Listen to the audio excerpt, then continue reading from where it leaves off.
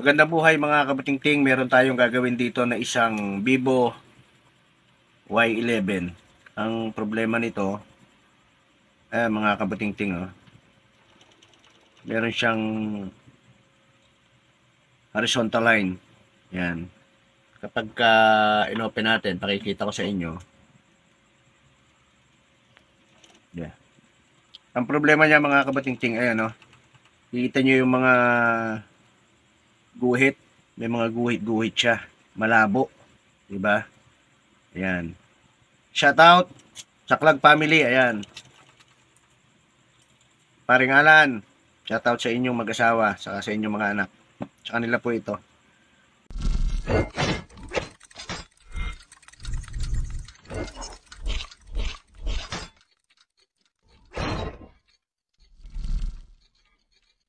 Unang gagawin natin mga kabutingting, magpapalit tayo ng LCD. Kaya simulan natin mga kabutingting.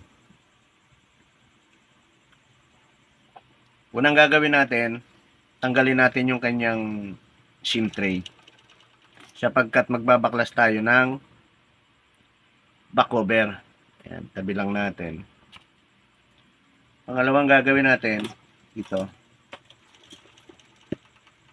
Itulak nyo lang siya sa may ilalim ng charging pin. Dito. O kaya dito sa gilid na yan. Kapag naitulak nyo siya, ayan tatanggal nyo na siya. Dire-diretso na yan. Yan. Pero mas sanay ako sa kuko. Kaya kuko yung ginagamit ko.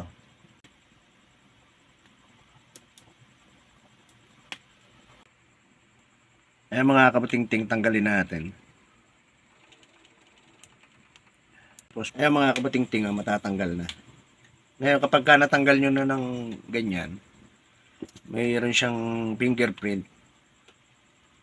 Tingnan nyo, silipin nyo muna kung saan siyang side. Diba, ganyan. Tulad nito. Andito yung fingerprint niya, kaya dito kayo magbubukas. Ngayon, kapag kaganyang nabuksan nyo na, ang gagawin nyo, tatanggalin nyo yung tornilyo ng cover ng fingerprint para matanggal nyo yung flex ng fingerprint, hindi siya maging istorbo. Ayan. Tabi lang natin yung mga tornilyo. Tapos, tanggalin natin yung ito. Sapagkat magtatanggal tayo ng flex ng battery saka nung ating LCD. Iangat natin para hindi siya maging yan. Tabi muna natin. Ngayon, pangalawang gagawin natin, tatanggal tayo ng mga tornilyo mga kabutingting sapagkat tatanggalin din natin yung battery sapagkat meron siyang dito sa ilalim yung flex ng ating LCD. Kaya tanggalin natin yung mga tornilyo.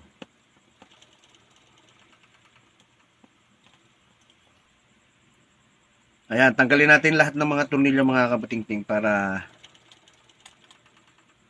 maiangat natin yung cover ng board natin sapagkat magtatanggal tayo ng flex ng ating battery sa LCD.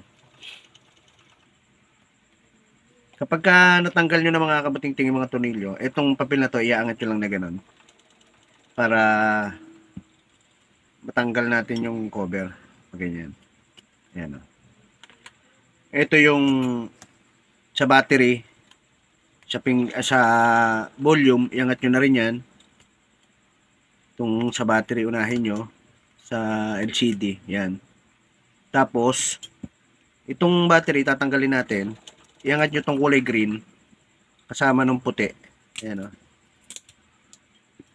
Tapos, paghiwalayin nyo siya, hawakan nyo rito, yung puti.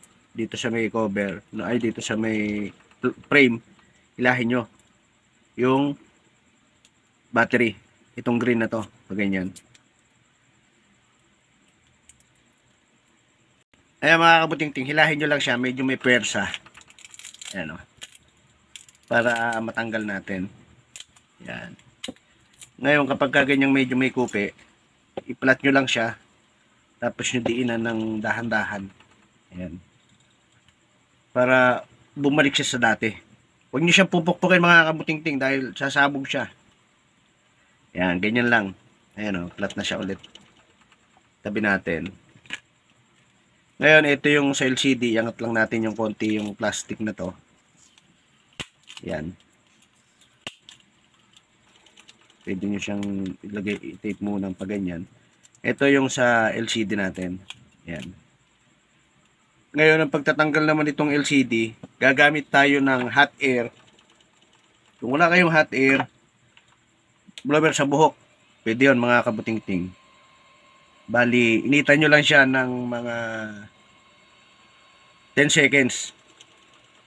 Mga 250 degree yung init. Tapos 50 yung hangin. Pero kung blower, tansyahin nyo lang. Pagka ginanon nyo, mainit na siya. Pwede na yun. Ingatan nyo lang yung gitna dahil yun ay camera. Tapos yung speaker dito na cover, ingatan nyo rin yun na wag matanggal. Pagka magkakaroon siya ng butas dito. Kaya, ayan.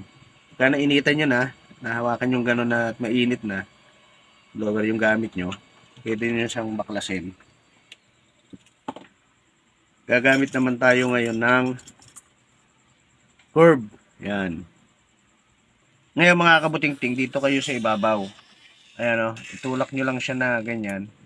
Huwag siyang, ayan o, kung pag isinom nyo siya yung camera, makikita nyo, naiwan yung cover nung ating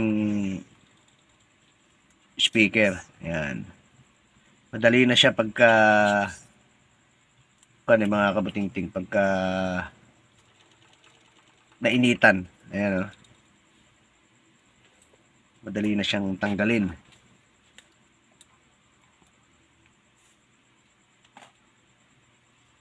Ayan mga kabuting-ting o. Dahan-dahan lang kayo. Bali ito. Ayan, ganyan. Tapos itutulak niyo siya rito. Ayan o. Ayan, tanggal na natin. Ayan mga kabuting-ting, kung mapapansin nyo, bakit siya nagka line-line, nabasa, maaring nabasa ito. Ang patunay na nalaman natin na basa, ayan o, may naiwan siyang mga parang asin. Na moist siya. Ayan o, tawag dyan o. Yung mga puti-puti na yan. Indicate na nabasa siya mga kabuting-ting. Ayan. Ayan o. Kaya magpapalit na tayo ng LCD. Ngayon ang ipapalit natin, ito mga kabuting-ting. Ayan. Kailangan parehas siya. Same siya mga kabuting-ting. Kaya bago natin linisin yan, ite-testing muna natin to. Ayan mga kabuting-ting, i-trial muna natin yung LCD na ipapalit natin. Yan. Bali, para malaman natin kung good yung ating LCD. Ikakabit natin yung battery, i-on natin siya para malaman natin. Ay mga kabuting-ting, ibalik muna natin yung kanyang battery para matesting natin.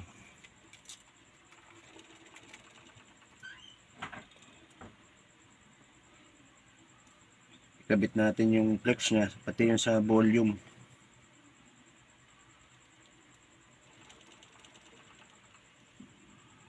Kaya mga kabuting-ting, i-on natin. Tingnan natin kung okay yung kinabit natin. Ayan mga kabuting-ting, on natin. Hintayin lang natin ng konti. May password to pero kinuha naman natin yung password niya para ma-check natin lahat yung maipakita ko sa inyo kung yung gagawin, kung paano siya i-check, i-test yung ating LCD. Ayan. Antayin lang natin ng konti. Cut mo na pa eh. Ayan mga kabuting-ting, nag-open na siya. Buksan natin. Bali,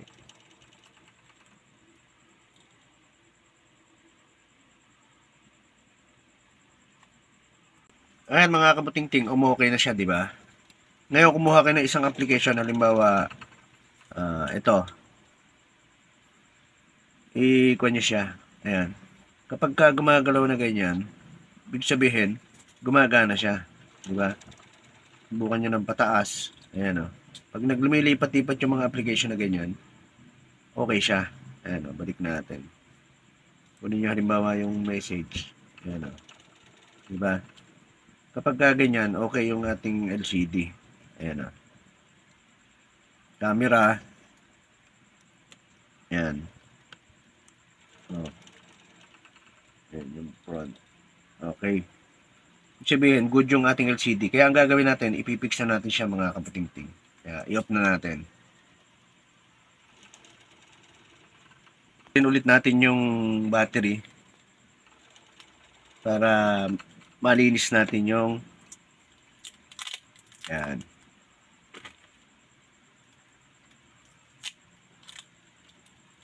Lilinisin natin yung pinagtanggalan ng ating LCD, yung frame natin, sapagkat may mga naiwan siyang dikit, para pagka idinikit natin yung ating LCD, yan, nakalapat siya mga kabuting-ting.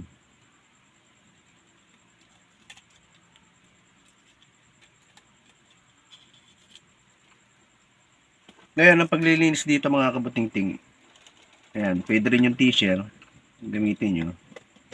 Ganyan lang, ayun o, may mga naiiwan siya, di ba?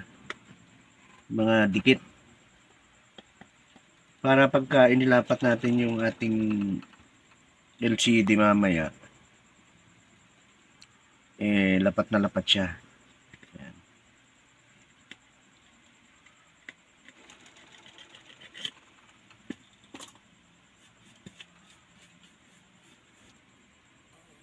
Yan mga kabuting-ting, dikitan natin ng adhesive para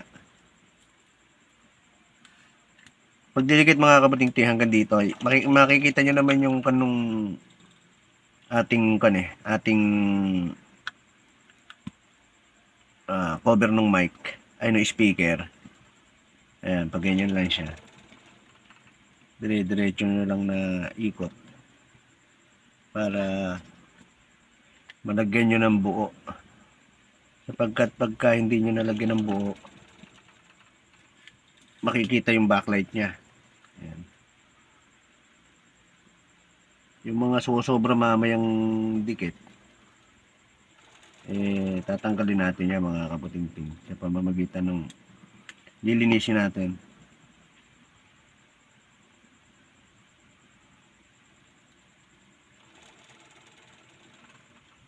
Ayan mga kaputing-ting, nalagyan na natin ng adhesive, pero bago natin i-fix to, didikitan muna natin siya ng thermal tape para hindi siya gumalaw. Kailangan lapat na lapat kasi yung ating LCD. Kailangan pag maiipit yung flex. Kaya mga kabuting-ting, ilapat natin. Yan. Ito ang iingatan nyo, kailangan lapat na lapat siya, para hindi siya, pag dinikit natin, hindi siya umalsa. I-fix na natin mga kabuting-ting.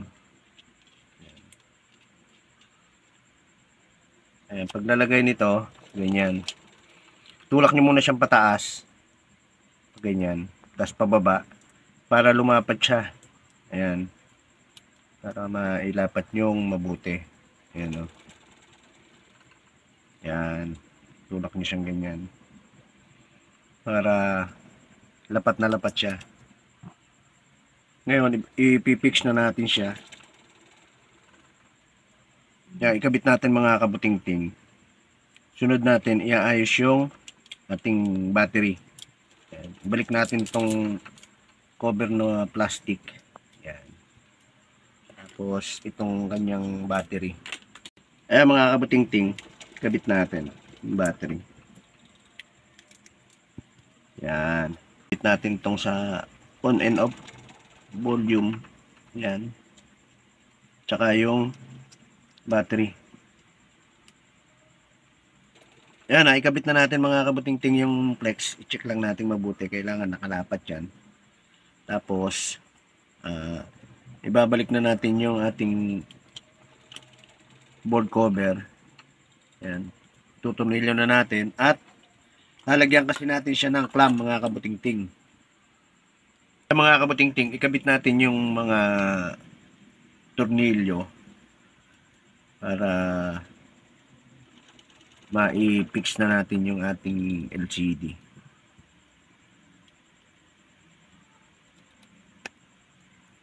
Siguraduhin nyo lang na maikabit lahat yung mga tornilyo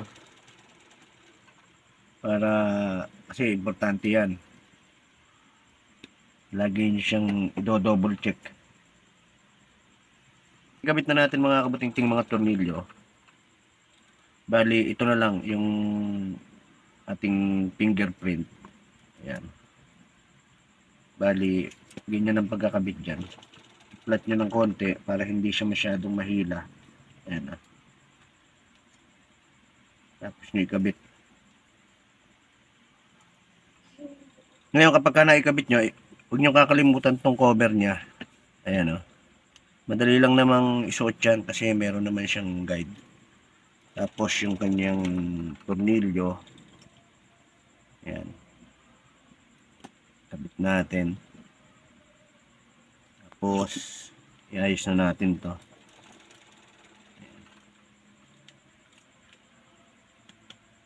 Balik na natin mga kabutingting.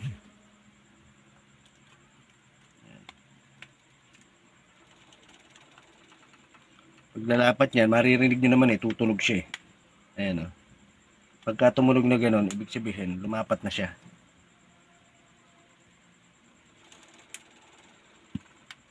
Mga kabutingting, nailapat na natin yung cover. Ngayon, ang gagawin natin, lalagyan natin siya ng clamp at patutuyuin natin siya ng kalahating oras. Ayan. Hintayin lang natin mga kabutingting. Higpit niyan, kasarapan lang.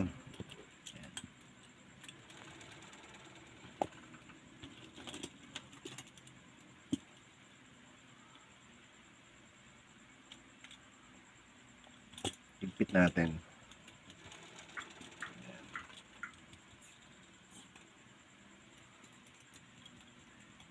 Kaya mga kabutingting, kalahating oras, tanggalin natin at ipapakita ko sa inyo kung paano linisin.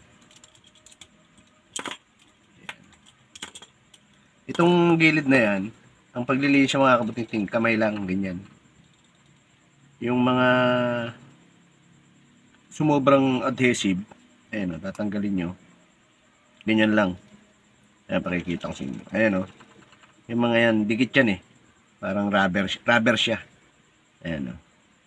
Ganyan lang paglilinis niya mga kabutingting. Paikot.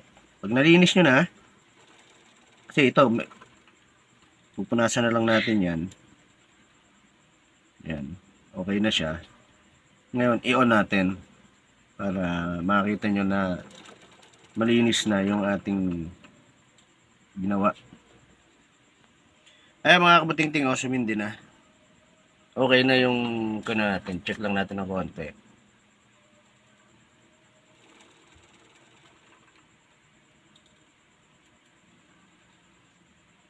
Ay mga kabutingting, ayan.